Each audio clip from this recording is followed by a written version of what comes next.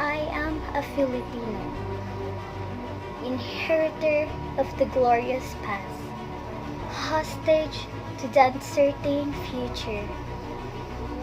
As such, I must prove equal to a twofold task. The task of meeting my responsibility to the past, and the task of performing my obligation to the future. I sprung from a harder race, child many generations removed of ancient Malayan pioneers. Across the century, the memories keep rushing back to me of brown-skinned men putting out to sea in ships that were as frail as their heart were stout. Over the sea, I see them come, borne upon the bellowing wave, and the whistling wind carried upon the mighty swell of hope, hope in the free abundance of the new land that was to be their home, and their children's forever. This is the land they sought and found, every inch of shore that their eyes first set upon, every hill and mountain that beckoned to them with a green and purple invitation. Every mile of rolling plain that their view encompassed, every river and lake that promised a plentiful living, and the fruitfulness of commerce is a hallowed spot to me. By the strength of their hearts and hands, by every right of the law, human and divine, this land and all appurtenances thereof, the black and fertile soil, the sea and lakes and rivers teeming with fish, the forest with their inexhaustible wealth in wildlife and timber, the mountains with their bowels swollen with minerals. The whole of this rich and happy land has been, for centuries without number, the land of my father. This land I receive in trust from them, and in trust will pass it to my children, and so on until the world is no more. I am a Filipino. In my bloods runs the immortal seeds of hero seeds that flower down centuries in deaths of courage and defiance. In my veins, yet pulses the same hot blood that sent Lapu-Lapu to battle against the first invader of this land, the nerved Lakundula in the combat against the alien foe, that drove Diego Silang and the Guhi into the rebellion against the foreign oppressor. The seed is moral. It is a self-sing seed that flowered in the hearts of Jose Rizal on that morning in Bagong Bayan when Avale shoots put an end to all that moral is moral of him, and made his spirit deathless forever, in the same that flowered in the hearts of Bonifacio Balintawak, of Girgio del Piraro at Tirad Paz, of Antonio Luna Calumpati, that bloom in flowers of prostration in the sad heart of Emilio Aguinaldo at Palanan, and yet burst forth royally again in the proud heart of Manuel L. Quezon, when he stood at last on the threshold of ancient Malacañang Palace in the symbolic act of position and racial vindication. The seed I bear within me is an immortal seed.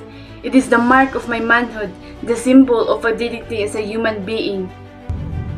Like the seeds that were once buried in the tomb of Tutankhamen many thousand years ago, it shall grow and flower and bear fruit again. I is the insignia of my race, and my generation is but a stage in the unending search of my people for freedom and happiness. I'm a Filipino, child of marriage, of the East and the West. The East with its languor and mysticism, its passivity and vigilance was my mother, and Messiah was the West that came thundering across the seas, with the cross and the sword and the machine. I'm of the S, an angry participant in its spirit, and in its struggles for our liberations from the imperialist yoke. But I also know that the east must awake from the century sleep. Shake of the letter J that has bound his limb, then start moving where destiny awaits. For I, too, am of the West, and the vigorous people of the West have destroyed forever the peace and quiet that once were ours. I can no longer live, being apart from those world, now troubled, the world of bound and cannot shut. I cannot say of a matter of universal life and death, of freedom and slavery for all mankind, that it concerns me not, for no man and no nation is an island, but a part of the main. There is no longer any East and West, only individuals and nations making those momentous choices which are the hinges upon which history resolves. At the vanguard of progress, in this part of the world, I stand, a forlorn figure in the eyes of some, but not one defeated and lost. For through the thick interlacing branches of habit and custom above me, I have seen the light of the sun, and I know that it is good. I have seen the light of justice and equality and freedom. My heart has been lifted by the vision of democracy, and I shall not rest until my land and my people shall have been blessed by these, beyond the power of any man or nation to subvert or destroy. I am a Filipino, and this is my inheritance.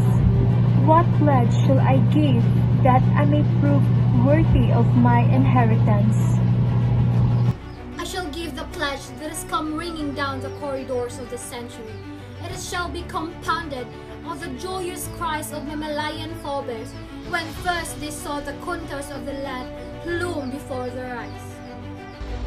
Of the battle cries that have resounded in every field of combat from Mactan to Tirad Pass.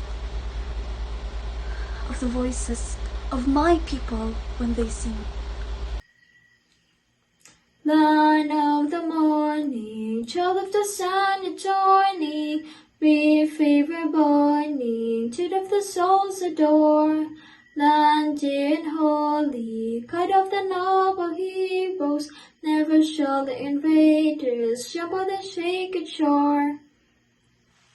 Out of the lush green of these 7,000 isles, out of the heartstrings of 16 million people vibrating into one song, I shall weave the mighty fabric of my pledge.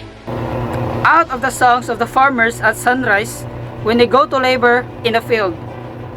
Out of the sweat of the hard-beaten pioneers in Malig and also in Coronadal.